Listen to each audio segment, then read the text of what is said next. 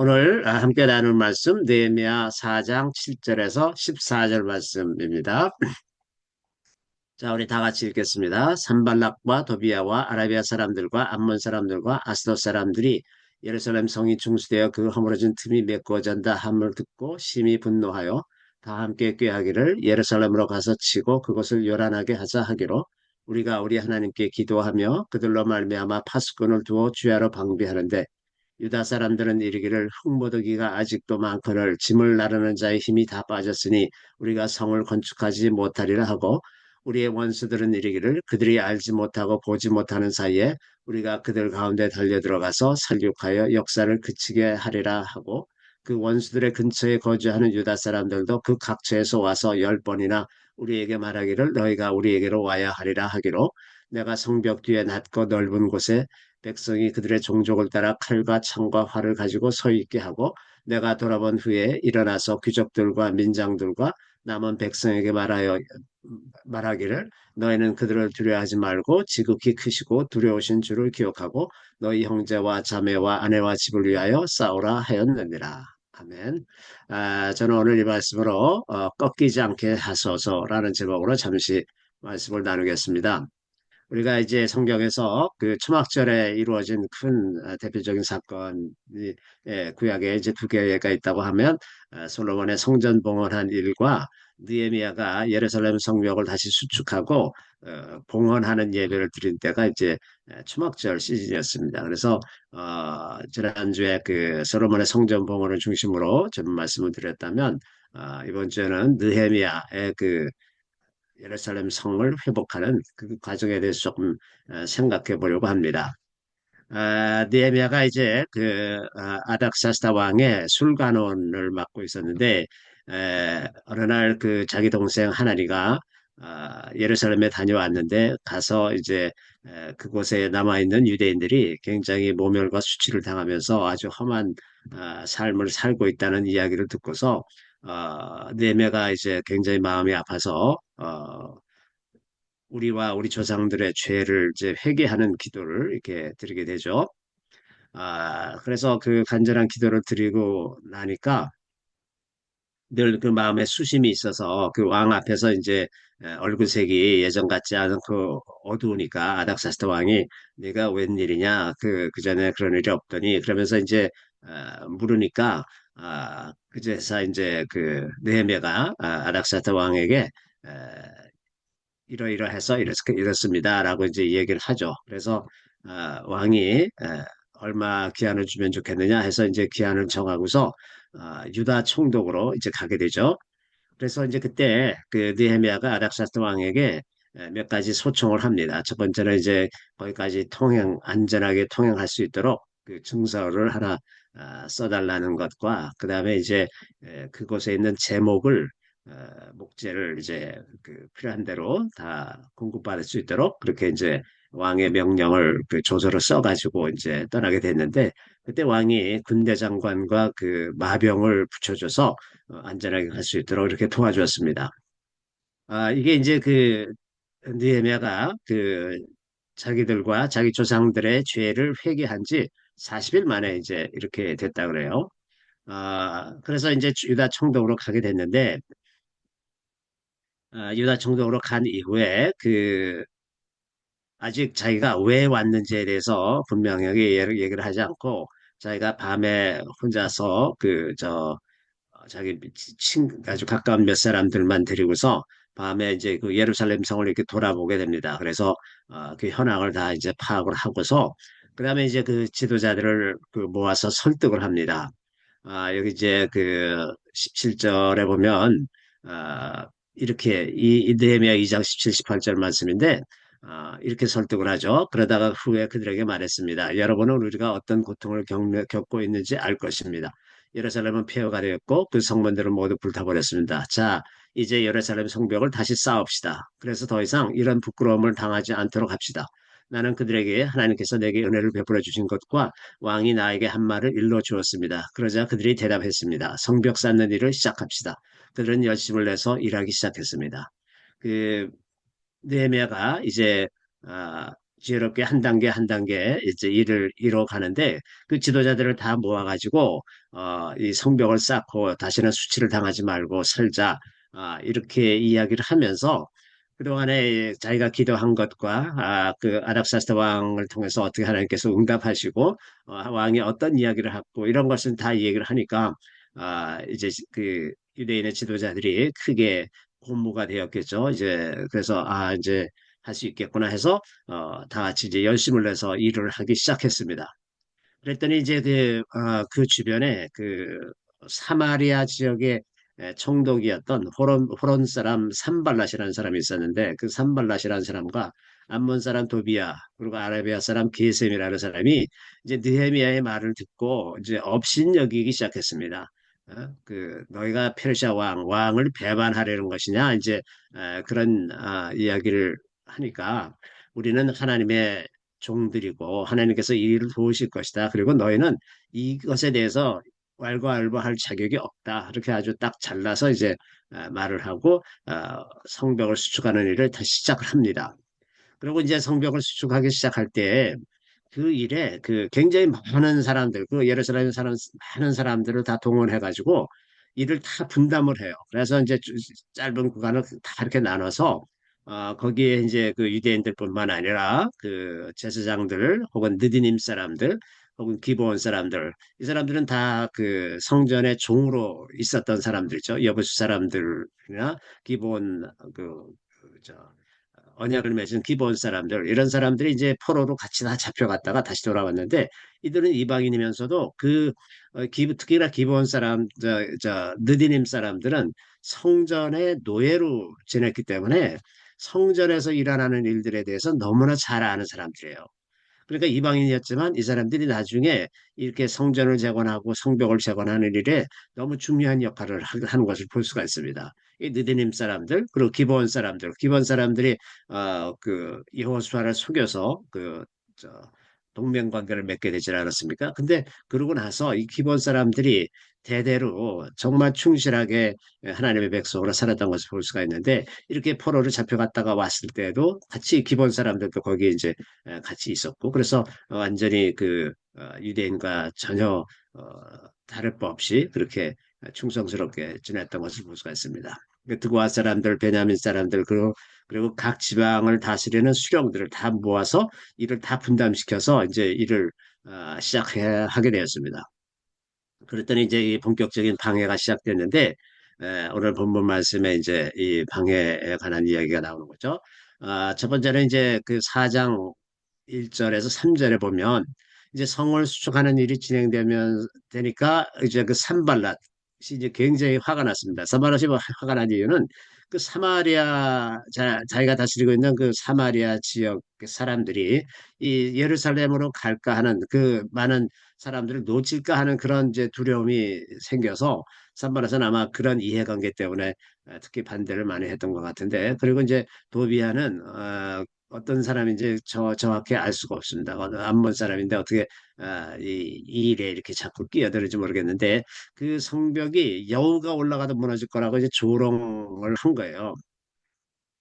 이런 이제 조롱을 다 들었는데 그 들으면서도 느헤미야가 아무런 대꾸도 하지 않고 계속해서 자기 일을 하는데 이 조롱 당하는 거는 그리스도인들이 하나님의 백성으로 살아가는 사람들이 세상에서 가장 흔하게 당하는 핍박이라고 말할 수가 있죠. 다윗도 이렇게 얘기합니다. 나는 벌레요 사람이 아니라 사람의 비방거리요 백성의 조롱거리니이다. 백성의 조롱거리가 됐다고 다윗이 한탄을 합니다. 다른 사람이 이방 민족이 나를 조롱하는 게 아니라 백성이 나를 조롱하는 내 백성이 나를 조롱하는 조롱거리가 되었다. 이런 조롱을 이제 받는 것이 하나님 나라의 백성들의 어떤 숙명 같은 그런 거죠. 하나님의 뜻대로 살고자 하는 사람들은 굉장히 쉽게 조롱거리가 될 수가 있죠. 남들과 다르다는 이유 하나만으로도 조롱거리가 되고 또 이웃들을 위해서 의로운 일을 한다 그래도 조롱거리가 되고 그 죄를 짓지 않으려고 한다고 해서 또 조롱거리가 될 수도 있고 그래서 조롱하려고 하는 자는 어떻게 해서든지 우리를 조롱할 수가 있습니다. 그래서 조롱거리는 얼마든지 만들어낼 수가 있는 거죠. 그래서 예수님이 산상수훈에 이렇게 말씀하시잖아요. 나로 말미암아 너희를 욕하고 박해하고 거짓으로 너희를 그슬로 모든 악한 말을 할 때에는 너희에게 복이 있나니 기뻐하고 즐거워하라. 하늘에서 너희의 상이 큼이라. 너희 전에 있던 선지자들도 이같이 박해하였느니라. 박해를 받는 것은 그리스도인이 진실하게 살고 있다는 증거가 될 수도 있습니다. 또 예수님이 그 제자들을 둘씩 짝지어서 이제 전도를 위해서 내보내실 때 예수님이 이렇게 말씀하셨어요. 누구든지 너희를 영접하지도 아니하고 너희 말을 듣지도 아니하거든 그 집이나 성에서 나가 너희 발의 먼지를 떨어버리라. 내가 진실로 너희에게 이르노니 심판날에 소돔과 고모라 땅이 그 성보다 견디기 쉬우리라. 자, 먼지를 다 떨어버려라. 그러면 그 너희들 영접하지 않고 복음을 영접하지 않은 그들에 대해서 하나님께서 나중에 심판하실 때가 있다는 것, 그것을 너희들 기억해라. 그러면 이 말씀을 해주셨으므로 말미암아 아마도 제자들이 상당히 그 마음의 용기를 가질 수 있지 않았을까. 그냥 억울하게 당하기만 한다 그러면 굉장히 억울한 느낌이 우리를 완전히 사로잡을 수가 있을 텐데 저들이 저러다가 심판을 당할 텐데 이런 것을 알게 되면 우리가 그렇게 억울하지는 않을 수도 있을 것 같습니다. 그래서 이렇게 좀 용기를 좀 주신 것을 볼 수가 있습니다.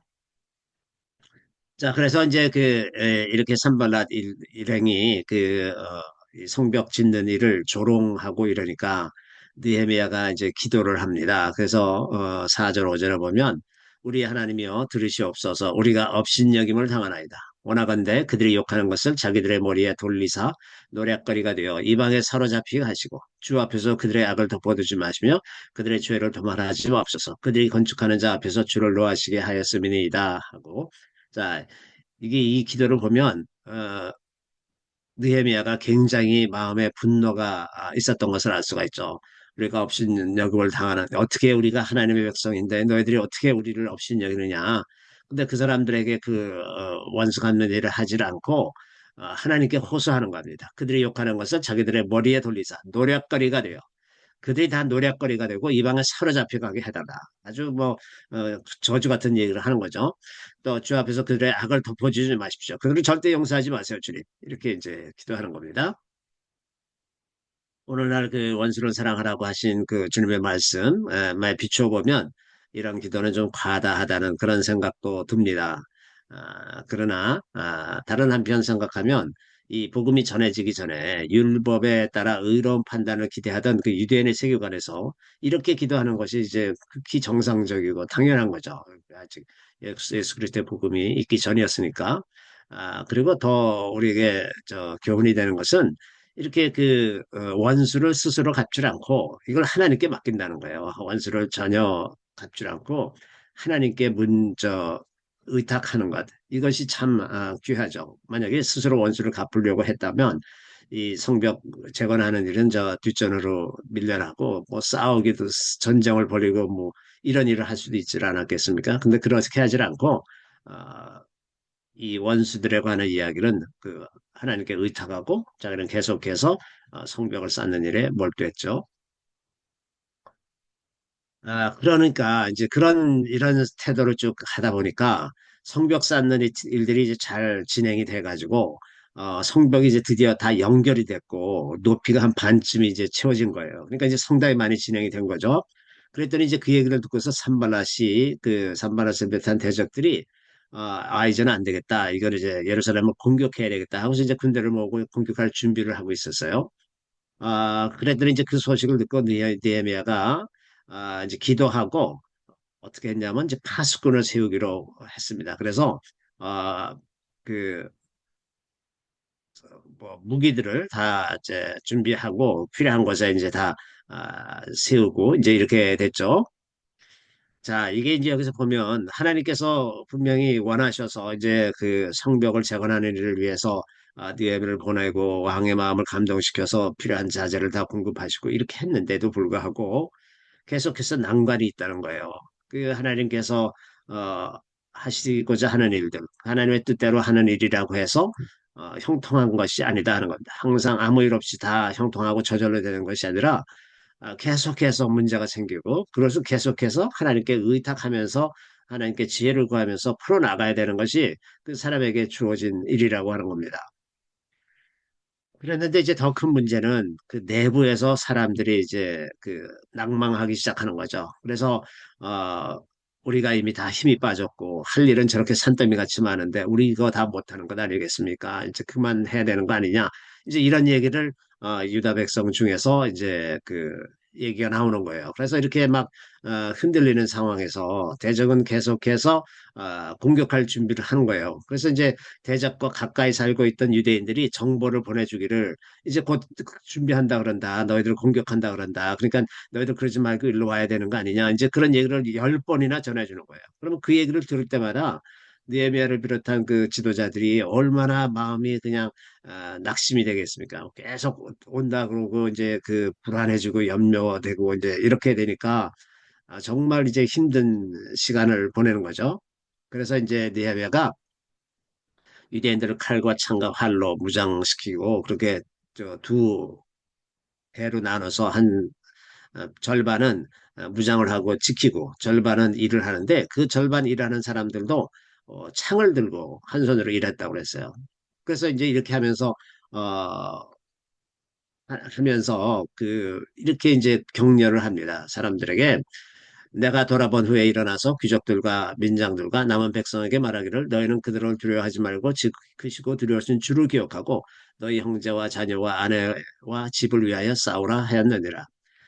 사람들이 다들 이제 두려워하고 있는 거예요. 사람 주위에서 계속 그 공격이 이제 올 것이다라는 이야기가 계속 들리니까 사람들이 많이 두려워하고 이제 그렇게 두려움에 사로잡혀 있을 때 이때 이제 가장 저, 우리 마음이 하나님을 완전히 잊어버릴 수 있는 그런 환경이 되지 않습니까? 두려움에 사로잡히니까. 그럴 때 필요한 게, 너 그들을 두려워하지 말고 하나님을 두려워해라. 너희 영혼을 영원한 형벌에 쳐넣을 수 있는 권세 있는 모든 권세를 가지신 하나님을 두려워하라고 그렇게 한마디 해주면, 그러면 이제 생각이 하나님을 향해서 약간 열린단 말이죠. 그러니까 이렇게 많이 두려워하고 있을 때 이러한 격려의 말씀을 해주는 것은 너무나 도움이 되는 거죠. 생각을 이제 살짝 그 두려움에 사로잡혔던 생각에서 벗어나기 시작하는 거죠. 게다가 거기 이제 뭐라고 또 얘기하냐면 형제와 자녀와 아내와 집을 위하여 싸우라. 사람은 눈에 보이는 것에 의해서 많이 좌우가 되기 때문에 또 눈에 보이는 어떤 목표가 있으면 더 열심히 하게 되는 거죠. 그래서 모티베이션이 너희 형제들 그리고 너희 자녀들 너희 아내와 너희 집을 위해서 싸우라. 네가 이걸 지켜야 네 집도 지키고 네 아내도 지키고 네 형제도 다 지키는 것 아니냐. 그러면 눈에 보이는 가시적인 목표가 있기 때문에 이제 더 마음을 굳게 다잡을 수가 있고 그래서 이제 더 열심히 싸우게 되지 않겠습니까? 마치 6.25 때 이제 만약에 그 바로 전해 1949년에 농지 개혁을 이승만 대통령이 하지 않았더라면 농민들은 그 뭐 자기 땅도 아니고 뺏겨봐야 뭐 어차피 자기 것도 아니니까 별로 싸울 생각이 없었을 가능성이 많은데 그 49년에 그 농지 개혁을 다 함으로써 농민들이 다 농토를 가지게 되었지 않습니까? 그러니까 이제 자기 지킬 땅이 있어요. 지킬 땅이 있으니까 전쟁에 나가서 열심히 싸워가지고 이제 북한을 물리치고 국교를 물리치고 이제 휴전을 하게 됐단 말이죠. 이처럼 지켜야 할 무엇이 있을 때 우리가 우리의 능력을 더 탁월하게 발휘할 수 있는 것이다 하는 겁니다. 이런 것처럼 우리의 영적 전쟁이 나 자신만을 위한 것이 아니다 하는 겁니다. 이 전쟁에서 승리하는 것은 나만 아니라 우리의 가족이나 내가 사랑하는 교회 공동체나 주변의 많은 사람들이 동시에 혜택을 입는 것이다. 우리가 그런 것을 미처 생각하지 않는다고 하더라도 그 영향이 그 주변에 간다는 겁니다. 반대로 우리 한 사람이 이런 전쟁에서 밀려나고 지고 패배하고 나면 그 영향이 우리가 생각하는 것보다 훨씬 더 크게 갈 수가 있다고 하는 거죠. 저 사람도 저렇게 되는구나. 그러면 어, 나도 어쩔 수가 없을 것 같아. 이렇게 하면서 멀리 있는 사람인데 평소에 잘 알지 못하는 사람도 그렇게 멀리 있는 사람에게 다 영향을 미칠 수가 있는 거죠. 근데 결국 하나님께서 그 느헤미야의 기도를 들으시고 유대인들의 기도를 들으셔서 대적의 꾀가 완전히 무력화돼서 결국은 침범하지 못하고 말았다고 이렇게 기록하고 있습니다. 그렇게 그 느헤미야가 맞닥뜨렸던 그 대적들, 그 오늘날에도 우리에게 적용이 된다고 볼 수가 있습니다. 아, 기독교인을 핍박하고 또 하나님의 질서를 거부하는 그 외부의 적이 있는가 하면 교회 안에도 이단 몰이를 하고 있는 그런 사람들, 또 어려움을 끝까지 이겨내지 못하고 타협하고 싶어 하는 그런 사람들, 또 여러 가지 어려운 사정을 들어서 현실적으로 어렵다고 말하는 사람들, 또 어떤 사람들은 하나님도 이해하실 것 아니냐, 우리가 이렇게 됐는데, 라고 말하는 사람들, 그래서 여러 가지 명분으로 어떻게 쓰든지 지금의 곤경을 벗어나고 싶어 하는 사람들이 얼마든지 항상 있다고 하는 겁니다. 더군다나 이렇게 거의 불가능할 것 같은 목표를 세우고 일을 하고 또 상식에서 벗어난 방법으로 일을 하고 이러면 더더군다나 사람들이 이제 주변에서 벌떼같이 달려들어서 일을 못하게 방해하고 이렇게 힘들게 하는 일이 너무나 많이 있죠. 그래서 뭔가를 개혁하고 하나님의 뜻대로 돌이키는 이 일이 너무나 어려운 겁니다. 개인적으로는 가능하더라도 한 집단, 한 국가가, 한 교회가 이렇게 방향을 돌려서 돌이키는 게 너무나 어려운 일이죠.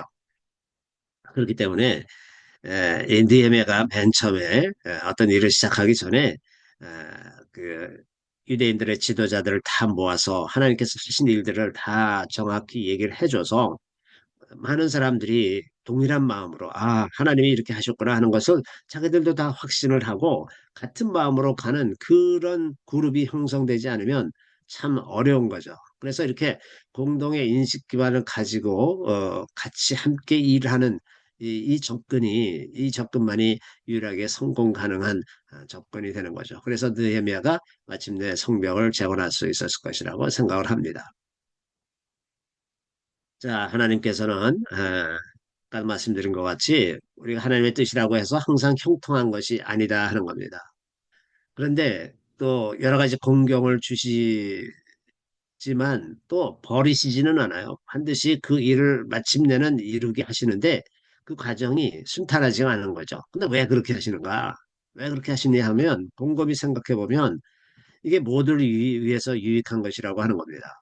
이 과정을 통해서 유대인들이 잘 흔들리고 확신이 없던 그런 믿음들이 그런 어려움을 하나하나 극복해 나가면서 자꾸 의심이 생기고 포기하고 싶은 마음이 있고 그런데 그걸 더 극복하고 넘어가고 그렇게 하다 보니까 침내 예루살렘 성벽이 다시 딱 세워지는 그 순간을 맞이하면 얼마나 기쁘겠습니까?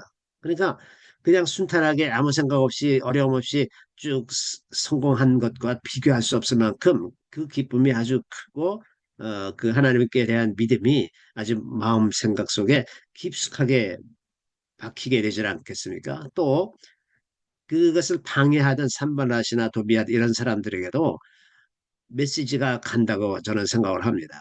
하나님이 하시고자 하는 일은 마침내 하시고야 마는구나. 이렇게 해야 하나님에 대한 생각이 그들에게도 이제 영향을 미치는 거죠. 마치 저 유대인들이 그 이스라엘이 그 애굽에서 떠날 때 애굽 사람 바로 왕의 마음을 강팍하게 만들어서 쉽게 용납을 하지 않지 않습니까? 그러니까 이제 10가지 재앙을 하게끔 계속 그 바로의 마음이 완악해지니까 그 10가지 재앙이 이제 베풀어지는 사이에 그 성경에 뭐라 기록되어 있냐면 애굽인으로 하여금 내가 여호와인 줄 알게 하려 함이라 하나님의 목적이 있어요. 이스라엘을 애굽에서 건져내는 것도 분명한 목적이지만 또 다른 목적은 애굽 사람들로 하여금 내가 하나님이다. 이것을 알게 하기 위해서 하나님이 그렇게 하시는 거란 말이죠. 그래서 이 출애굽의 사건이 이스라엘을 위한 것일 뿐만 아니라 애굽 사람들을 위해서도 이루어진 일이라고 하는 겁니다. 그렇기 때문에 결과적으로 이스라엘이 당하는 고난이 생각 밖으로 다른 사람들에게 영향을 미치는 그런 결과가 되지 않았습니까? 아, 그래서 하나님은 자기 두려워하지 않고 자기를 의뢰하는 사람을 반드시 보호하시는 하나님이다 하는 겁니다. 문제는 우리가 꺾이지 않는 겁니다. 우리가 꺾이지 않는 것. 그 하만이 유다 민족을 말살하려던 때에 에스더와 모르드게를 통해서 유다 민족을 구원하시고 원수를 갚게 하신 그 하나님, 그 아주 극적인 전환이 있었잖아요. 그 하루 사이에 아주 모르드게가 이제 죽을 뻔했는데 아주 극적으로 하만이 그 자리에서 죽는 이런 놀라운 일들도 하나님께서 허락하시고 또 다니엘을 사자굴에서 건지시며 다니엘의 세 친구들을 풀무불에서 건져내신 하나님. 하나님은 반드시 자기를 신실하게 의지하는 하나님의 백성을 반드시 구원하시는 하나님이시라고 하는 거죠. 그래서 우리가 마음만 꺾이지 않으면 이 어둡고 깊은 어둠에 빠져들어가는 이 시대, 그 악한 영들의 역사가 이제 더 크게 나타나고 성령의 역사도 더 크게 나타나는 이 시대에 중요한 것은 우리 마음이 꺾이질 않고 그 주변에서 일어나는 환경, 자연재해, 여러 가지 많은 두려운 일들에 대해서 우리가 두려워하지 않고 마음이 꺾이질 않고 오직 하나님을 신실하게 의지하고 바라보면서 모든 어려움을 통과해 나가는 것, 그것이 우리에게 필요한 마음이 아닌가. 그래서 오늘은 저희가 이제 기도하면서 이러한 마음을 우리가 좀 가질 수 있도록 같이 기도했으면 좋겠습니다. 쉽게 낙담하지 않는 견고한 마음과 용기를 주시옵소서 이렇게 기도했으면 좋겠고요. 우리에게 지혜와 모략을 주사 대적을 물리치게 하옵소서. 우리가 대적이 하는 일에 말려들지 않고 지혜롭게 주신 목표를 잘 해나갈 수 있도록 느헤미야가 그 마음을 흐트러뜨리지 않았기 때문에 마침내 성벽을 52일 만에 결국 50일 만에 다 완성한단 말이죠. 어, 그렇게 했던 것처럼 우리가 해야 할 바에 대해서 집중하고 그 대적이 우리의 마음을 흐트러뜨리는 것에 대해서 마음이 흩어지지 않도록 그렇게 에, 가질 수 있는 지혜와 모략 이런 것이 우리에게 필요합니다. 또 우리를 악한 자들에게서 보호하여 주시옵소서. 또 이스라엘과 북한, 일본을 비롯해서 전 세계에서 큰 추수가 일어나게 하여 주시옵소서. 이런 제목을 가지고 잠시 또 기도하면 좋겠습니다. 기도하겠습니다.